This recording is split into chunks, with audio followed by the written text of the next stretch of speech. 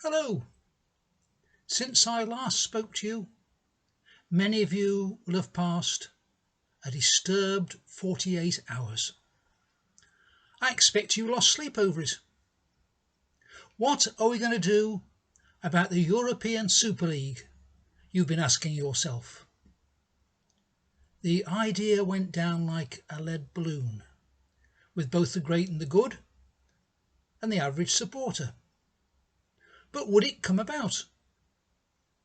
One thing motivated bringing this competition into being: money.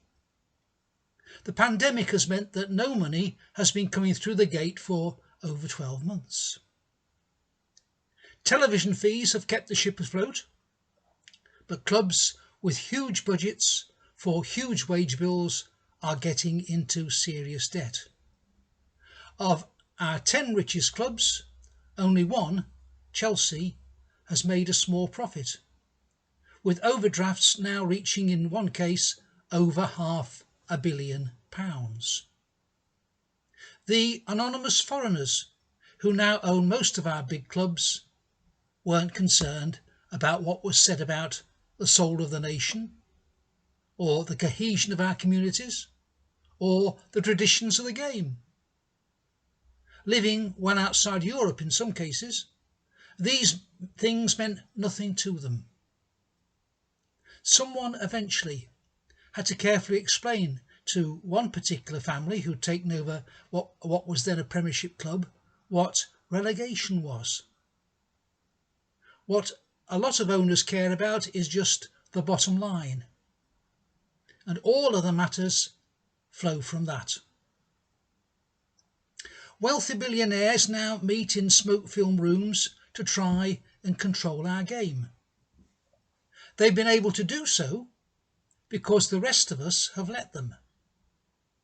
If, like me, you listen to football-related radio programmes like 606, for years now you've heard Joe Average, eager for success at any price, demand that some Armenian gunrunner or Argentinian drug lord take over their bankrupt club.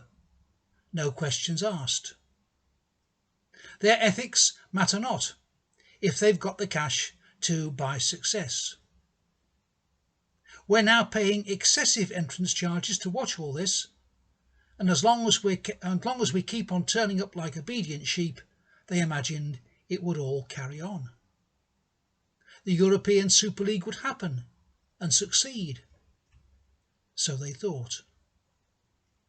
A small minority of out there may be less than totally fascinated by football, but moral questions about how we use our money remain.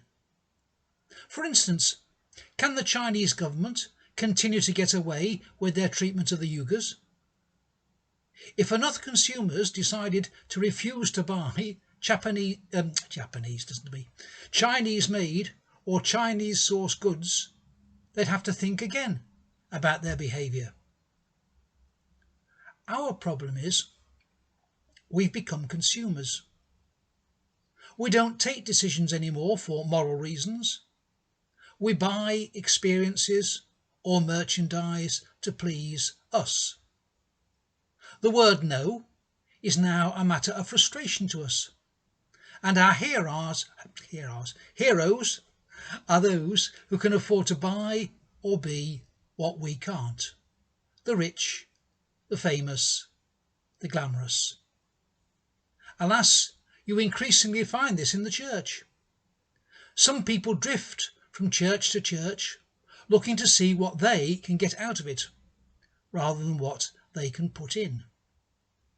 They ignore the plain words of Jesus: it is more blessed to give than to receive, and then wonder why they end up being dissatisfied and empty. But the modern tribe of celebrities rises before our eyes, accusing us of being ordinary, dull, and therefore worthless. In medieval times, the ordinary at least had saints presented before them, people who, though not perfect, lived lives that were sacrificial, embodying service to God and to other people.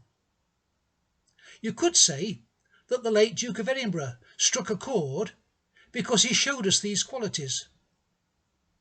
Contrast this with Meghan, who is typified by desire for money, status and fame on her own terms and nobody else's.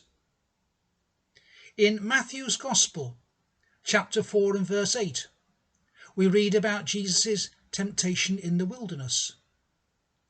Starving after 40 days fasting, the devil tries to turn him from his God-given course by offering him all the kingdoms of the world and their splendour.